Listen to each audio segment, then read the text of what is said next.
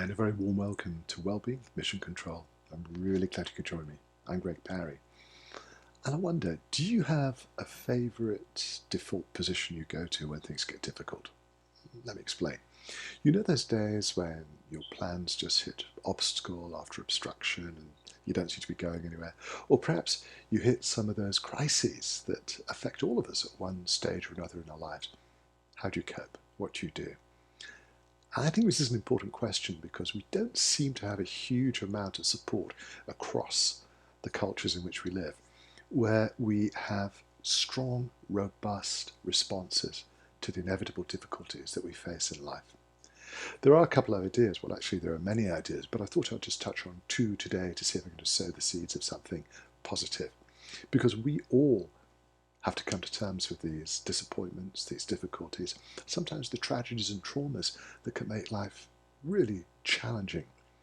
And the first thing I wanted to mention to you is that even on the darkest day, when you think, oh my goodness, what am I doing? What am I even trying for?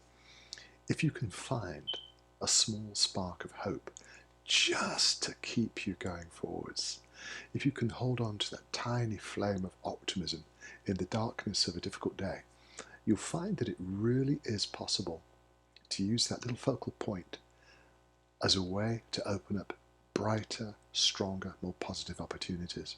I'm serious, because you can kindle that tiny flame of hope and turn it into a blazing bonfire of determination. You can find layers of strength within yourself that will give you the empowerment, that will give you the confidence, the creativity to break through whatever obstacles you're facing and discover what's waiting for you on the other side. It doesn't mean it's easy. It's rarely comfortable. It's not exactly a condition that you'd want to repeat, but we all face these challenges in life, and it can take so many forms, whether it's affecting your career, your goals, your family, your health, even losing a loved one. These are all very difficult situations that we all inevitably have to come to terms with. And yet, in that situation, holding on to that little spark of hope can be the guiding light that gets you through the difficulty. Another thing I wanted to mention is that it's not a great idea to deal with these disappointments and problems on your own. Having a supportive group of people around you is extremely helpful. In fact, I think it's vital.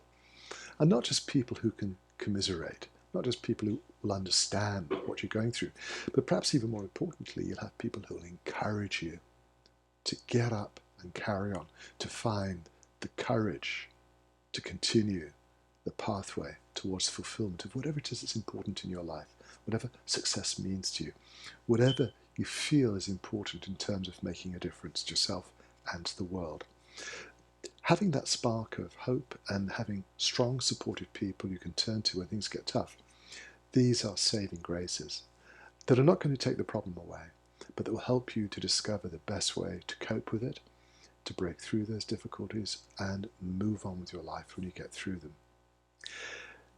I'm not trying to trivialize the kind of traumas and challenges that people face, but I'm suggesting that by keeping that little light alive in your heart can be a saving grace that will gradually become brighter and will help you to perceive the world in a broader context, a brighter context, a more positive light, if I may say that will help you to get through the difficulties.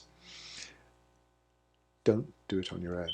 Find someone, find people you can talk to help you through the process. It's really important. And because I've been talking to some people recently who've gone through very traumatic events, I thought it might be a message which we could all relate to, because I don't think their experiences are unique. I think everybody must eventually come to terms with some of these issues, and the more we can understand them, drag them into the light, and understand that these are just aspects of the human condition we must all deal with, perhaps we will learn to be more accommodating and perhaps discover how resilient we can be, not just for ourselves, but also for the other people we meet who may be going through similar experiences. What do you think? You know I love to get your comments. It's a pleasure, it's a treat to share the ideas with you. I'm going to be back with you again tomorrow, but in the meantime, as you're perhaps thinking a little bit about what we've talked about today, allow me to wish you a wonderful day.